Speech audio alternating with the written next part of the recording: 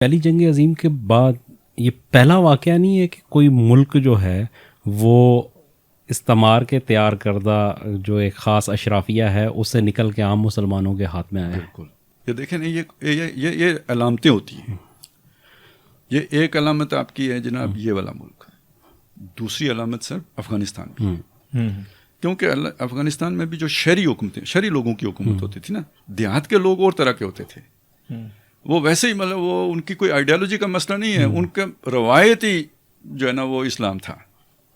وہ کوئی نظریاتی طور پہ تبدیل شدہ لوگ نہیں تھے، پرانی روایت چلی آ رہی تھی، ان کی روایات تھیں، رسومات تھیں. تو یہ جو طالبان ہیں یہ تو دیہاتی لوگ ہیں نا، سارے یہی غالب آئے ہیں. تو یہ ملک بھی ہے. اور ویسے جو ہے نا ایک مسئلہ ہوتا ہے، وہ یہ ہوتا ہے کہ ٹھیک ہے اشرافیہ میں بہت خرابیاں بھی ہوتی ہیں، لیکن ویژنری لوگ بھی مسئلہ یہ ہے کہ ادھر ہی ہوتے ہیں، کیونکہ ان کو ایکسپوجر ملا ہوتا ہے.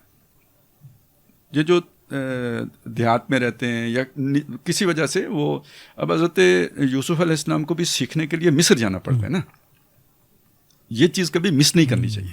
تو لیڈرشپ کے لیے یہ کوالٹیز چاہیے ہوتی ہیں، صرف جذبہ نہیں چاہیے ہوتا. آپ کو ویژنری بھی ہونا چاہیے، آپ کو ایکسپوجر بھی ملا ہو، یہ ضروری ہوتا ہے.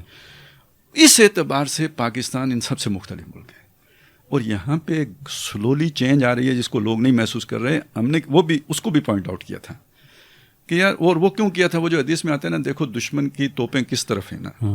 ایک بندہ تھا فائز عیسیٰ، ساری توپیں اس کے خلاف تھی، پورا سسٹم اس کے خلاف تھا، وہ سروائیو کر گیا. یہ معجزہ ہے اگر آپ سوچیں تو.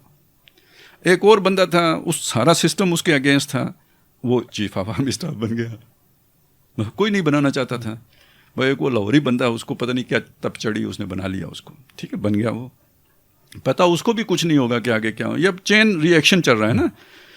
آپ کو تھریٹ آئی، آپ نے اس کو جو ہے نا ایکسپلور کیا، بیچ سے وہ نیٹ ورک نکل آیا، پھر فیض امین نکل آیا، پھر آگے پتہ نہیں اب کیا کیا نکلے گا.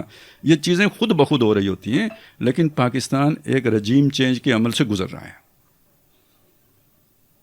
اور یہاں پہ رجیم جو چینج ہو رہی ہے وہ اشرافیائی سے جو ذرا تھوڑے مخلص لوگ ہیں ان کی طرف منتقل. اس کا نتیجہ کیا نہیں، یہ لیڈرشپ پرووائڈ کریں گے،